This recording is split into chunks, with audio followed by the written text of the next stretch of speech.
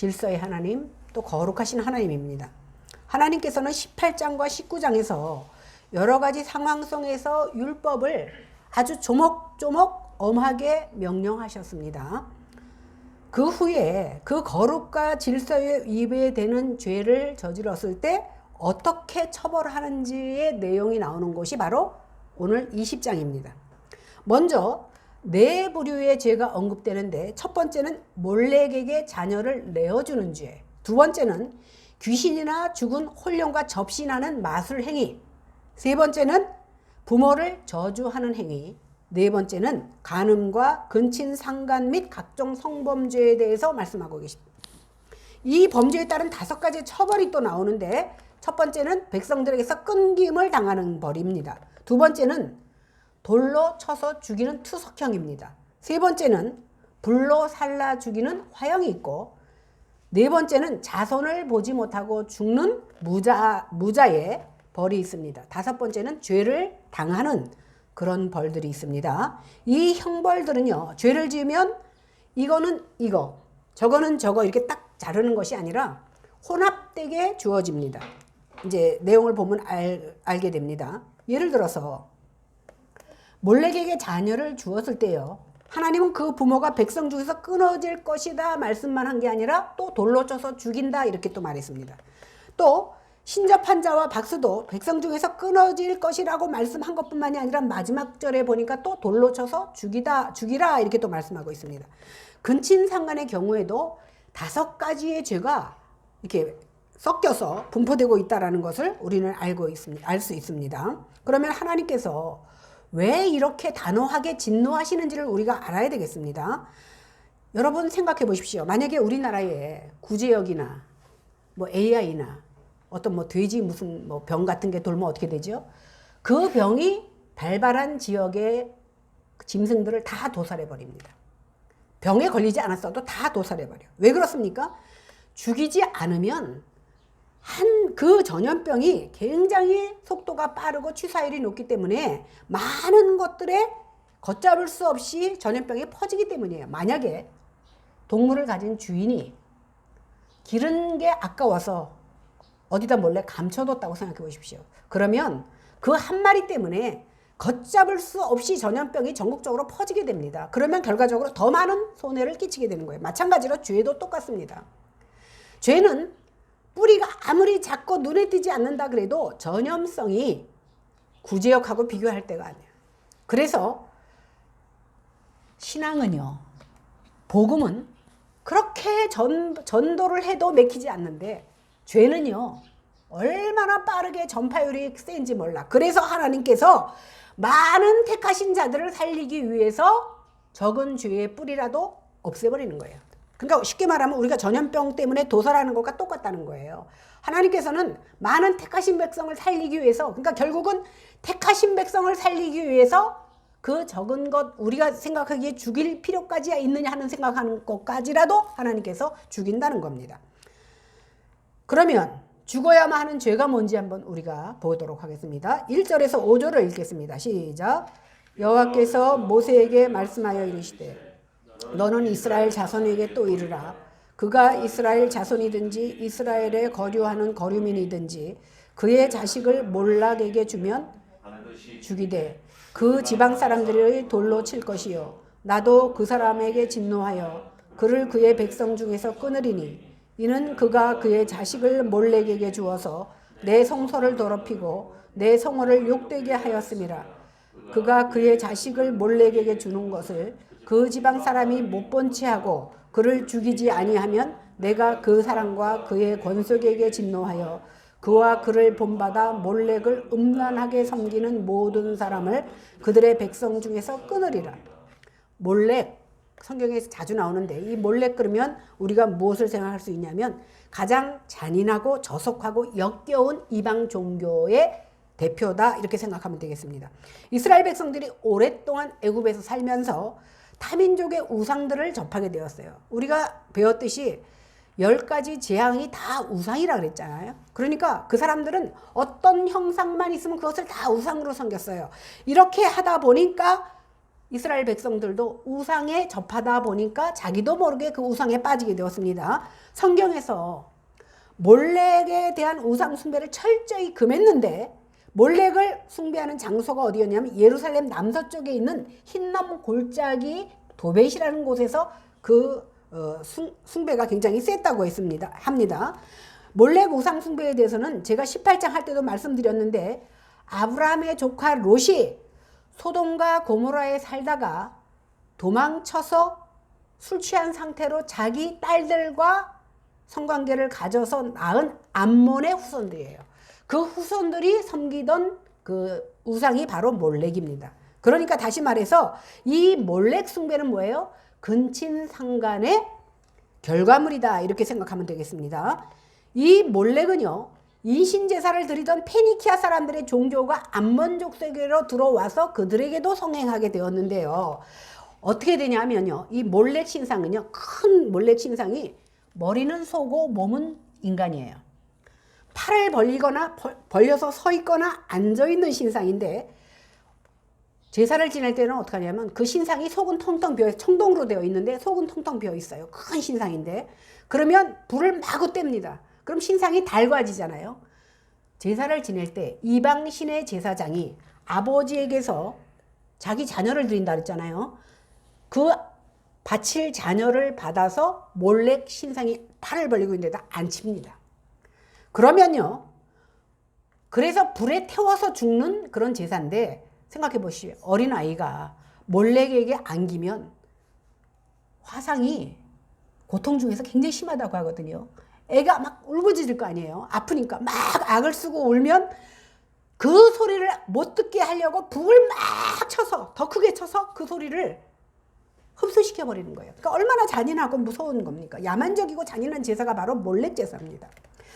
생각해 보세요.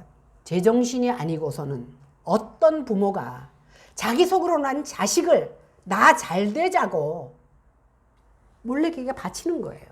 그런 일이 허다하게 있었다는 겁니다. 오늘날도 마찬가지예요. 내 안위를 위해서 내 자식을 피해를 입힌다면, 내 안위 때문에 자식을 입힌다면 몰렉에게 바치는 것과 다르지 않다라는 거예요. 왜 그러냐 하면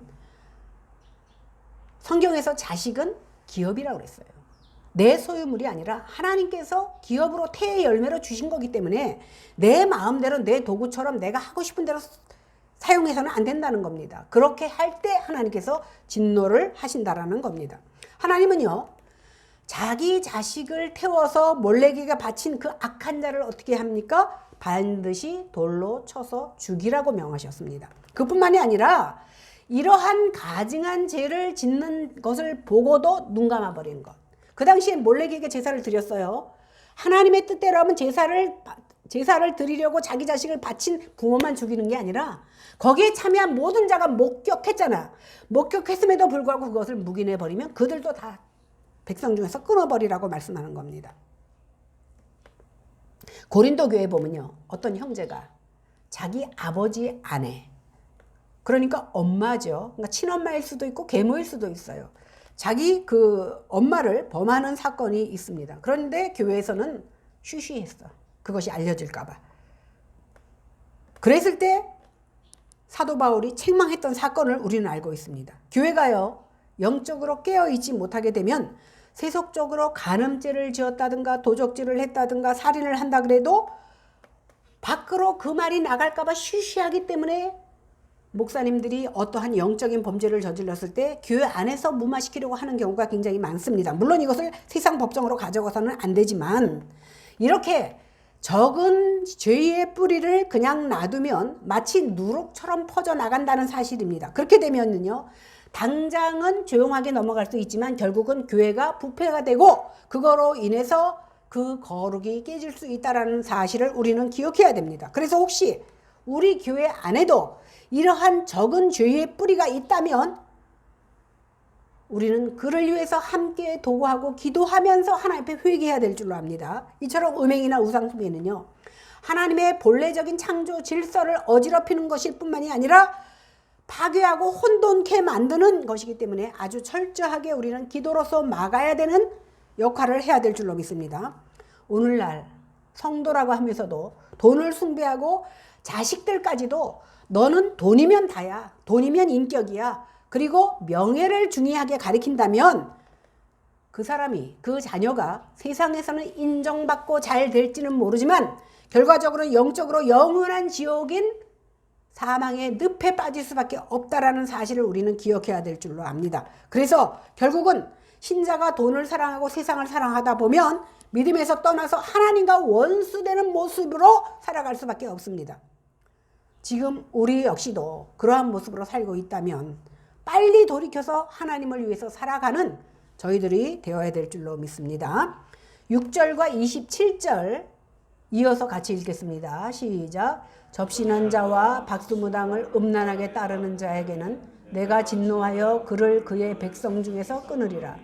남자나 여자가 접신하거나 박수무당이 되거든 반드시 죽일지니 곧 돌로 그를 치라. 그들의 피가 자기에게로 돌아가리라. 접신한 자와 박수무당을 따르는 자에 대한 심판입니다. 접신한 자와 무당에게 점을 치는 것은 우상과 음란한 사랑을 나누는 것이다 이렇게 말하고 있습니다. 이들이 접신하는 것은요, 영적인 존재는요 하나님과는 상관없는 타락한 영적인 존재나 인간이 만들어낸 신입니다. 우리가 지난주에 너희는 우상의 헛된 것들에게 이렇게 말하죠. 우상 자체가 바로 헛된 것이에요. 왜? 사람이 만들어 놓고 그것을 신이라고 섬기고 있기 때문에 헛된 것이거든요. 그래서 결국 신이 그 헛된 것들을 섬기는 자들은요 본질상 몰래에게 제사 지내는 것과 똑같은 자들이라는 겁니다. 이들이 결국 우상에게 몸과 마음과 인격까지 다 빼앗기게 되어 있다라는 사실입니다. 우리는 하나님만 섬겨야 될 거룩한 하나님의 백성들입니다. 그런데 다른 신을 섬긴다는 것은 뭐냐면 영적으로 간음하는 거거든요. 내 신랑이 따로 있는데 내 신랑이 아닌 다른 애인을 만드는 것이 간음이잖아요. 음행이고 마찬가지로 하나님께서 우리를 창조하셨고 창조하신 그분을 우리가 섬겨야 되는데 우리가 다른 것을 섬기는 것이 바로 영적인 간음이라는 겁니다. 이런 자들은요 하나님의 거룩한 백성 가운데서 끊어지는 것뿐만이 아니라 육체적으로나 영적으로 부정하기 때문에 그들과 가까이 하는 것조차도 믿음의 사람들은 경계해야 된다라는 사실입니다. 7절 8절 한번 읽어보겠습니다. 시작.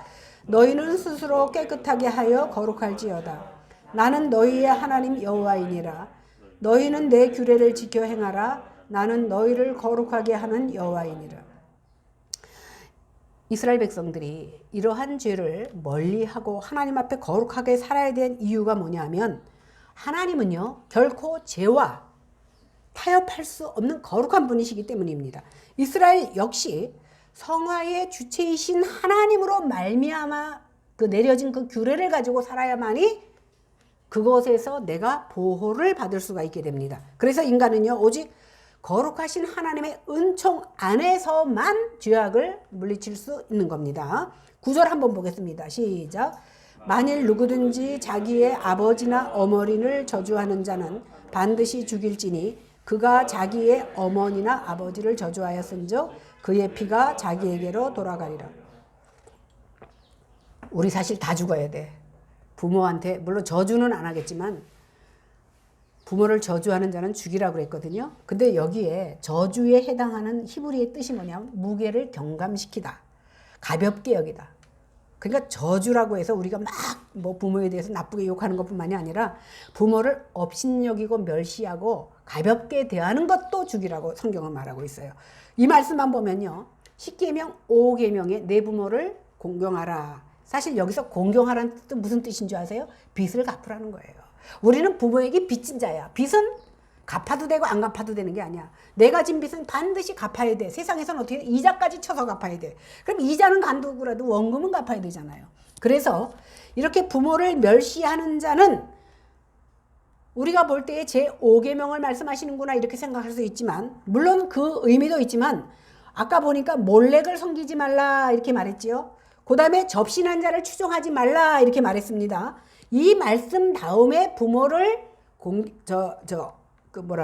부모를 저주하지 말라 이렇게 말씀하신 것은 뭐냐 하면은요. 하나님과 나의 관계를 부모와 내 관계를 설명하시면서 이해를 시키는 거예요.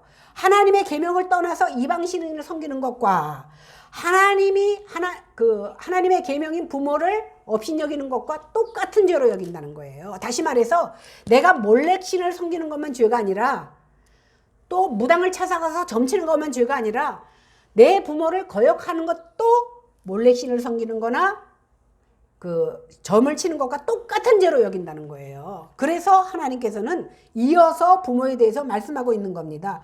그래서 부모를 저주하는 자도 어떻게? 돌로 쳐서 죽이는 겁니다. 왜 그러냐면 부모는 하나님의 대리자로 주셨어요. 그래서 부모를 저주하는 자는 곧 하나님을 저주하는 것이 되기 때문에 그도 돌에 맞아 죽게 됩니다. 10절부터 21절까지는요. 성적인 죄악에 대한 말씀인데 길어서 제가 또 지난주에 18절에서 반복해서 나오는 것이기 때문에 일지를 않겠습니다. 여기 보니까 성범죄도 굉장히 다양하죠. 그런데 이렇게 다양한 죄들이요. 이제 이스라엘 백성들이 지금은 광야인데 지금의 가나안 땅 이스라엘로 들어가야 되는데요. 그 가나안의 원주민들이요. 여기 열거된 모든 성범죄를 아무렇지도 않게 일상적으로 행했던 것들이에요. 그러니까 너희가 그 땅에 들어가면 내가 이것을 가증히 여기니까 너희는 절대로 따라하지 말라는 의미에서 들어가기 전에 가르쳐 주는 거야. 우리가 예를 들어서 위험한 도구 탈 때 타기 전에 주의사항 얘기해 주죠. 안전벨트를 꼭 매라. 어떻게 해라 얘기해 주듯이 하나님께서 안전벨트를 매라고 이제 광야에서 가나안 땅으로 들어가기 전에 이스라엘 백성들에게 안전벨트를 매주는 거예요. 절대로 따라해서는 안 된다라는 겁니다. 오늘 10절에 보니까요. 이웃집 아내와 간통하는 죄를 사형에 처합니다. 이는 상대방의 가정을 파괴한 책임을 명백하게 져야 된다라는 의미입니다. 또 11절에 보니까 아버지의 아내를 범하는 자, 아까도 말했지만 친모나 계모가 됐든 간에 아버지의 아내를 범하는 자는 두 남녀를 다 죽입니다. 12절은요. 시아버지와 며느리가 간통한 내용이 나오는데 12절을 제가 한번 읽어볼까요? 누구든지 그의 며느리와 동침하거든 둘 다 반드시 죽일지니 그들이 가증한 일을 행하였음이니라 그들의 피가 자기들에게로 돌아가리다 이렇게 말씀했는데 여기서 가증한 일에 해당하는 히브리어의 뜻이 뭐냐면 혼잡시키다라는 뜻이에요. 혼합하다, 혼잡시키다. 이건 뭐예요? 며느리와 동침하는 것은 자기 가문의 혈통을 혼잡시키는 거예요. 그렇기 때문에 하나님의 창조 질서를 깨는 얘기이기 때문에 성적 무질서로 인해서 하나님은 진노하신다는 사실입니다. 13절에 보니까 남색에 대한 금지 규례입니다. 다시 말하면 동성연애지요. 가나안 땅에서는요 만연한 성범죄였습니다.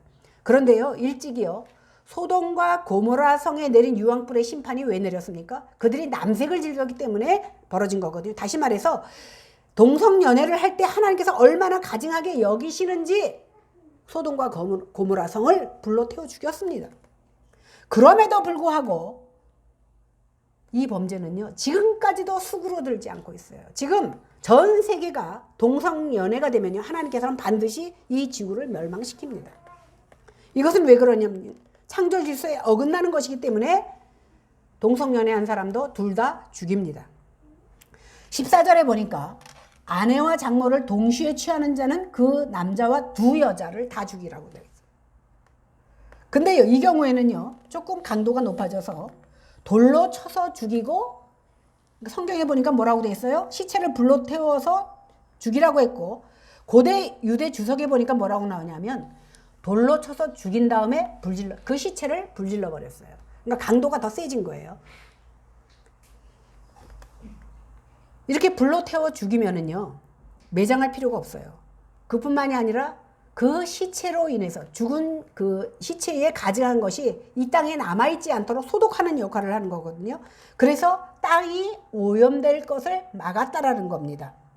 그런데 예를 들어 우리가 생각하기에는 아니 장모하고 그 사위만 죽이면 되지 왜 부인까지 죽이나 생각하지만 그 당시에는 거의 희족사회였기 때문에 장모와 사위가 그런 일을 벌였을 때 딸도 모를 리가 없다라는 가정하에 셋을 다 죽여버리는 겁니다. 또한 15, 16절에 보면 수간에 대한 규례가 나오는데 애굽 지역에서는요 우상 숭배하는 제식을 할 때요 여자들이 순념소하고 성관계를 가졌다는 겁니다. 아주 공공연하게 수간은요, 그러니까 짐승과 성관계를 갖는 것은 하나님의 형상으로 창조된 인간을 스스로 짐승만도 못한 것으로 낮춰버리는 거기 때문에 짐승과 사람 둘 다 죽여버리는 겁니다.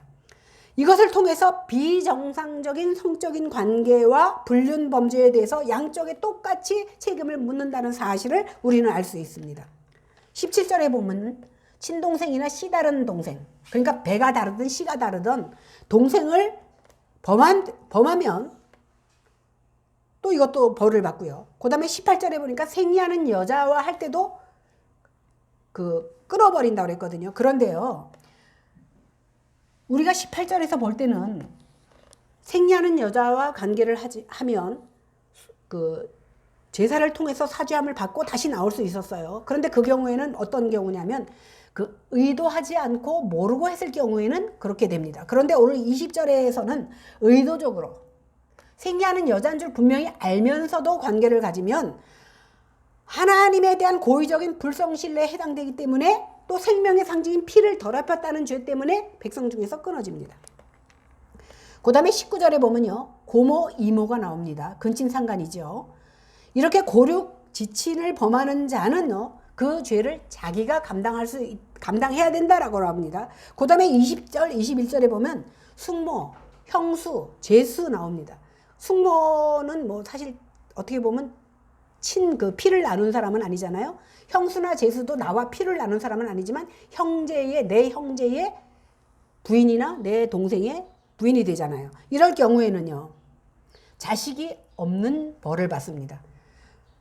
이 답을 딱 들어보니까 당장 죽지는 않는구나 이렇게 생각할 수 있겠지만 어쩌면 이것이 더 무서운 거예요. 왜? 하나님의 유업을 상실해버리거나 족보에서 죄되는 하나님의 심판과 저주를 의미하는 것이기 때문에 이것도 만만치 않은 벌입니다.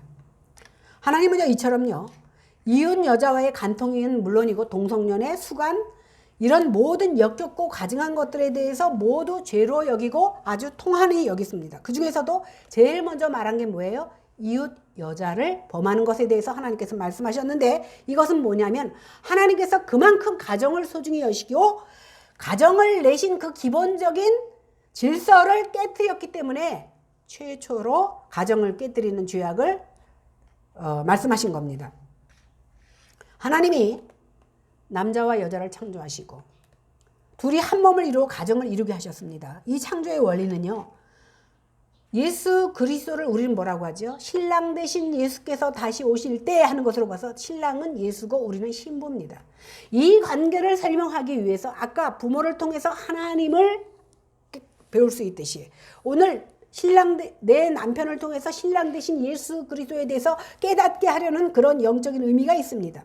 그래서 하나를 이루는 그 섭리가 내가 그리스도 안에서 하나 되는 것을 하나님께서는 설명하시기를 원하셨습니다. 그런데 사탄은 어떻습니까? 지금까지도 우리 속에 죄의 씨앗을 넣어 주어서 신랑 되신 예수와 내 사이를 이간질하려고 세상을 통해서 우리를 끊어놓기를 원하는 겁니다.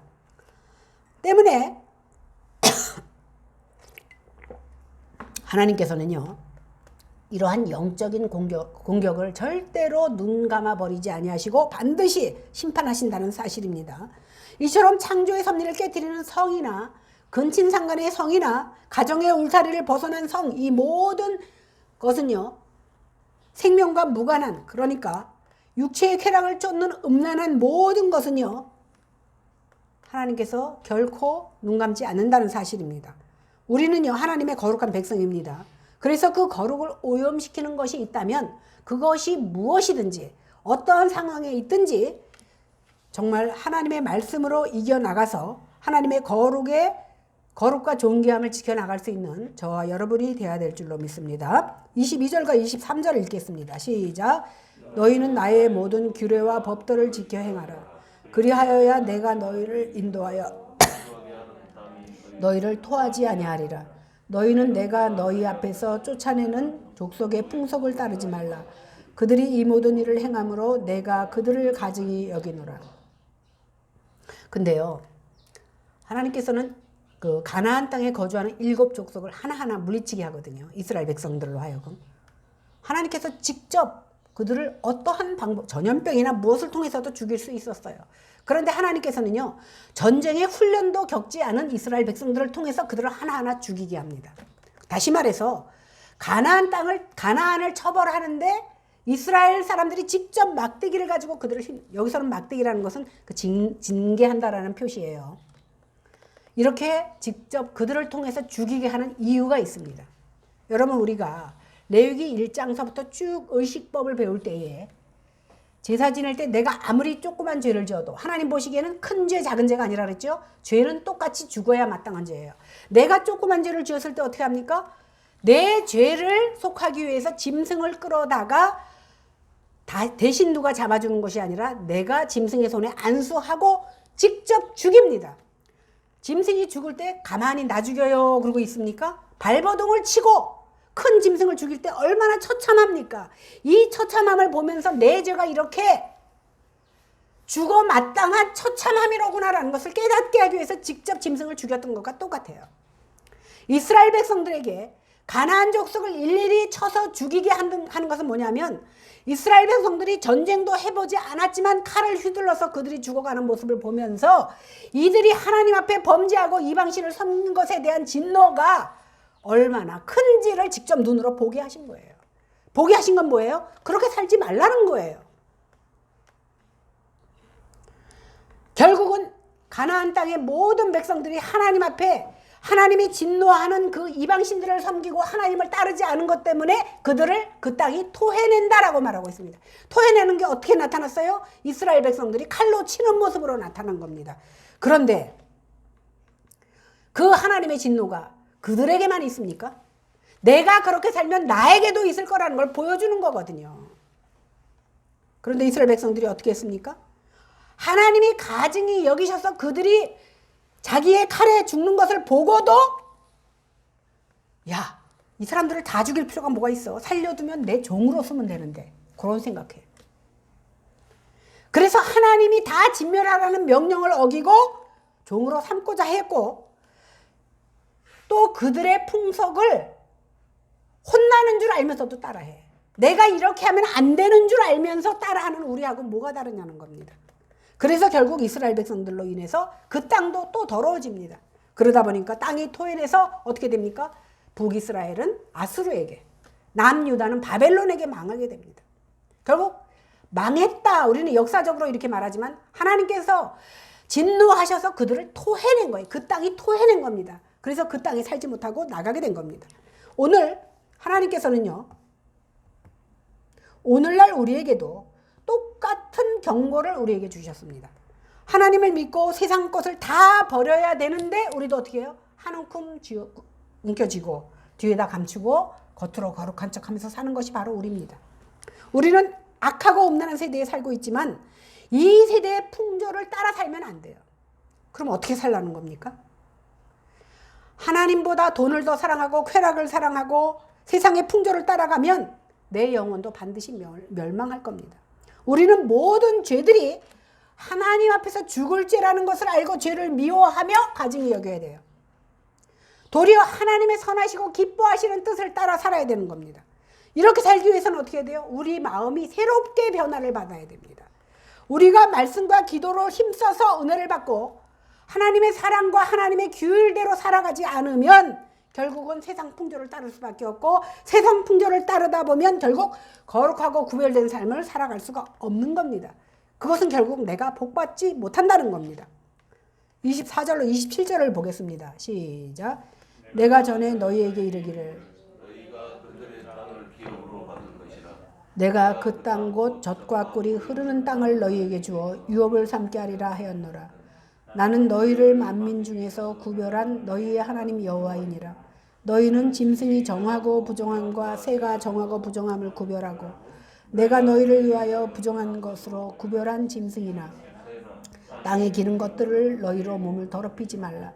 너희는 나에게 거룩할지어다. 이는 나 여호와가 거룩하고 내가 또 너희를 너희를 만민 중에서 구별하였습니다. 이 구절만 처음 읽는 사람은요, 뭔 소리야? 근데 우리는 1절부터 차근차근 의식법에 대해서 배웠고 또 우리 하나님께서 음식 정결법을 주셨고 피의 규례도 배웠고 하나님께서 한 가지 한 가지 가르쳐 주신 다음에 이 말씀을 주셨어요. 그러니까 굳이 설명하지 않겠지만 하나님께서는 음식 가운데서도 정한 것과 부정한 것, 동물 가운데서 정한 것과 부정한 것을 주셔서 음식도 정한 것은 먹고 부정한 것은 먹지 말아야 되고, 동물도 정한 동물은 먹고 부정한 동물은 먹지 말아야 되고, 물고기 역시도 하나님께서 정한 것과 부정한 것을 주셨습니다. 물론 지금은 그 의식법이 다 없어졌어요. 그래서 아무거나 먹어도 돼요. 지금 의식법대로 하면 우리는 옷도 이거 입으면 안 된다 그랬죠? 왜? 한 가지 종류로만 짠 옷만 입어야 돼. 면이면 면, 나이론이 나이론. 섞여진 직조로 된 것은 입지 말라고 했습니다. 다시 말해서 믿음의 순결을 지키라는 의미로 주셨다 그랬어요. 그런데 하나님께서 이 말씀을 주신 것은요, 모든 의식법과 도덕법의 결론이고 목적으로 우리에게 이 말씀을 주신 겁니다. 사실 이스라엘 가보면요, 가봤잖아요. 물론 그 사람들이 열심히 노력해서 사막을 일궈서 물을 다 대갖고 정말 초록색이고 파랗고 빨간 꽃들이 많이 펴 있어요.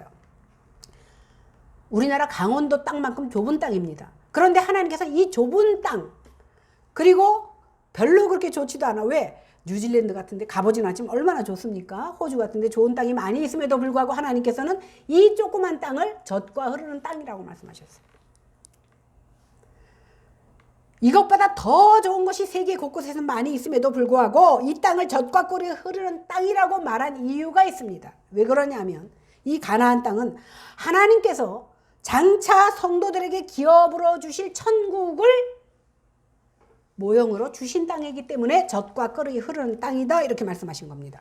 하나님께서 특별히 이스라엘 백성들을 선택해서 언약 백성으로 삼으신 것은요, 그 선민을 통해서 온 인류를 구원하시고자 하는 그런 계획이 있으셨기 때문입니다. 그리고 이것은 오늘날 우리에게도 동일하게 주어졌습니다. 그들에게 가나안 땅을 유업으로 주신 이유는 무엇입니까? 그들이 거룩하게 살라는 거예요. 내가 거룩하니 너희도 거룩하게 살라는 겁니다. 네가 내 자녀면 어딘가가 아버지를 닮아야 되지 않습니까? 어느 한 구석. 아버지가 거룩한데 자녀가 개망나니로 살아야 되겠다는 겁니다. 그래서 하나님께서는 우리에게 거룩한 삶을 살게 하기 위해서 오늘 이 말씀을 허락하셨습니다. 사실 오늘날 우리에게 동일한 이 말씀을 주셨는데, 이것을 위해서, 우리를 거룩하게 살게 하기 위해서 하나님께서는요, 당신의 독생자 아들을 보내셔서 모든 죄를 짊어지고 죽음의 형벌을 십자가에서 다 받게 하셨습니다. 그 때문에 우리가 이 은혜로 말미암아 이 땅에서 거룩한 삶을, 성도, 거룩할 성자잖아요. 성도로 삶을 살아갈 수 있게 된 겁니다. 그래서 하나님의 백성은요, 하나님의 약속이 온전히 성취될 소망을 가지고 살아야 되고 하나님의 거룩하심을 본받아 살아야 되는 겁니다. 그러므로 다시 한번 하나님께서는 하나님의 성도된 자들의 삶이 거짓 종교들의 영향이나 또 무당이나 접신하는 그런 자들로부터 나를 지켜나가기를 각인시키기 위해서 마지막 절에 뭐라고 했습니까? 그들을 돌로 쳐서 죽이라고 말한 겁니다. 다시 말하면 죄의 뿌리를 죽이라는 겁니다. 그러면 오늘 말씀을 통해서 하나님께서 무엇을 우리에게 교훈하시는지 보겠습니다. 우리가 레위기를 통해서 아까도 말씀드렸지만 우리가 다 하나님 앞에서 죽어야 마땅한 죄인이라는 것을 레위기를 통해서 우리는 보았습니다. 레위기를 통해서 죽어야 마땅한 죄를 진 저희들인데, 예수 그리스도께서 십자가의 죽으심으로 우리가 그 죄사함을 받았다는 것을 알려주기 위해서 이 레위기를 기록했습니다. 그런데 아무리 작은 죄라도 그냥 눈 감아 버리는 법이 없습니다. 작은 죄를 졌을지라도 어느 인생도, 다음 주에 봅시다. 여러분, 죄 안 짓고 올 사람 한 명도 없을 거예요. 저를 비롯해서 다 죄 짓고 와요. 마음으로 지었던, 행위로 졌던 죄를 짓고 옵니다. 그러면 어떻게 돼? 옛날식으로 말하면 짐승을 바쳐서 그 피를 진 사면에 뿌려서 죄사함을 용서받아야 됩니다. 그런데 이렇게 희생제사를 통해서 속죄함을 받아야 되는데, 오늘 말씀하신 몰렉에게 자녀를 드린다든지 아니면 무당과 접신한 자라든지 아니면 부모를 업신여긴다든지 아니면 간음을 했다든지 이런 경우에는 어떻게 해요? 희생제사도 필요 없어. 희생제사도 필요 없이 바로 그 자리에서 죽임을 당해야 된다는 것을 오늘 성경은 가르쳐주고 있습니다. 이런 죄들이 도무지 용서받을 수 없는 죄라서 하나님께서 죽이라 그랬느냐? 그건 아니에요. 제가 지난 18장에 말씀하실 때 18장에서는 뭐라 그랬죠? 이렇게 하지 말라. 하나님께서 진노하신다. 거기까지만 배웠어. 그런데 20장은 죽여라 이렇게 말합니다. 그 차이가 뭐라 그랬어요? 거기는 도덕법으로 주신 것이고 오늘 20장은 시민법으로 주신 거예요. 다시 말해서 택하신 이스라엘 백성들에게 주신 말씀이에요.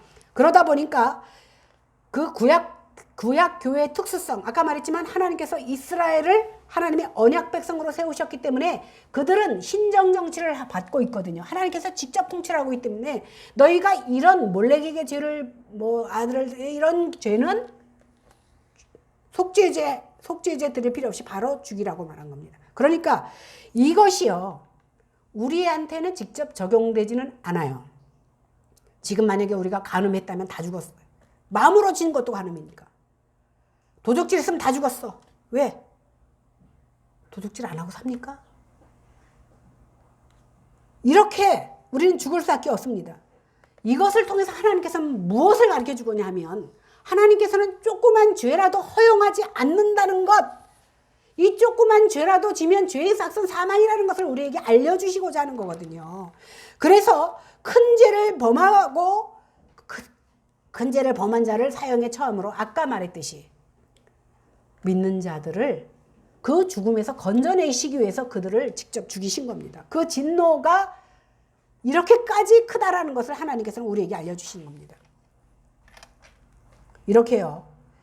조그만 죄는 속죄제사를 통해서 속함을 받고 하나님께서 지금 오늘 우리가 공부한 그런 죄는 바로 죽임을 당하는 것을 통해서 하나님께서는요. 하나님의 택한 백성들이 죄를 억제하도록 가르쳐 주십니다. 오늘 본문에서 언급된 죄들은요. 인간의 죄악된 본성이 파괴적으로 그리고 결정적으로 드러난 사건들입니다. 만약 이런 범죄자들을 살려주고 속죄제사를 통해서 다시금 받아들여 준다면 공동체는 아주 어지럽혀질 겁니다. 즉 사람마다 죄에 대한 경각심이나 두려움이 없어져서 죄도 하는데 지금 그렇잖아요. 제가 이거 자전거 이거 팔면서 보니까 어떤 사람이 여자 거만 계속 사서 왜 부인 갖다 드리냐 했더니 애인 갖다 주려고 그러는데 부인 건 안 사고 애인 것만 사더라고. 그거 옛날 같으면 두려워서 말도 못 하잖아. 쉬쉬해야 되는데 그만큼 이 세상이 내가 가정을 가졌으면서 애인 같은 거 하나 두는 것도 아무렇지도 않게 생각해. 그러나 그 세상 풍조를 따르지 말라는 겁니다.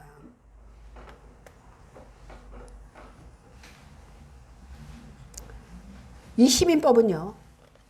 우리가 직접 유효하지 않기 때문에 시민법대로 우리가 죽음을 당하지는 않습니다. 그러나 분명한 것은 뭐냐면 이것이 상징하는 것은요. 이스라엘 백성들 뿐만이 아니라 영적으로 이스라엘 백성들에게 아직도 유효하다는 사실입니다. 하나님의 통치의 원리는 지금도 하나도 바뀌지 않았다는 거예요. 이제요. 예수님께서 오셔서 우리의 죄의 모든 사슬을 끊어주시고 어떠한 죄라도 용서받을 수 있습니다. 그런데 용서받지 않는 죄는 뭐예요? 성령을 회방한 죄. 다시 말해서 예수 믿지 않는 죄는 용서받지 못해요. 그래서 지옥 가는 겁니다. 그러나 세상에서 내가 지은 모든 육신적으로 짓는 모든 죄는 용서받을 수 있어. 왜 그래요?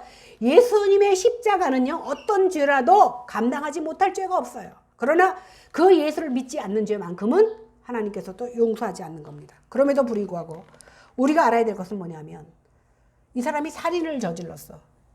다시 말하면 몇 명의 사람을 죽였어도 그 사람이 예수 믿으면 그 사람은 하나님의 백성 됩니다. 그러나 교회에서는 용서하고 그 사람을 성도로 받아들였다 그래도 국가의 법은 그를 용서하지 않습니다. 그래서 어떻게 해야 돼요? 감옥 가서 살아야 돼. 때로는 그 사람이 그 죄 때문에 사형까지 당할 수 있어요. 국가의 법으로. 그러나 하나님은 그 죄를 용서하셨습니다. 그래서 그가 사형을 받았다 할지라도 그는 하나님의 백성 되는 것에 변함이 없습니다. 옛날에 이름을 잊어버렸는데 7명 잔인하게 죽인 사람들 다 예수 믿고 죽었어요. 교도소에만 가서 전도하는 사람들, 그 사람들을 전도했을 때 나 같은 사람이 어떻게 예수 믿겠느냐? 예수 믿습니다. 그 사람들을요, 예수 믿으면 우리 같은 모습으로 이렇게 안 믿습니다. 성경을 볼 때 제가 직접 아는 집사님하고 그 살인죄 저지른 사람하고 한 방에 있었던, 같이 이렇게 만나는 거 얘기 들었는데, 그 사람들 성경 볼 때요,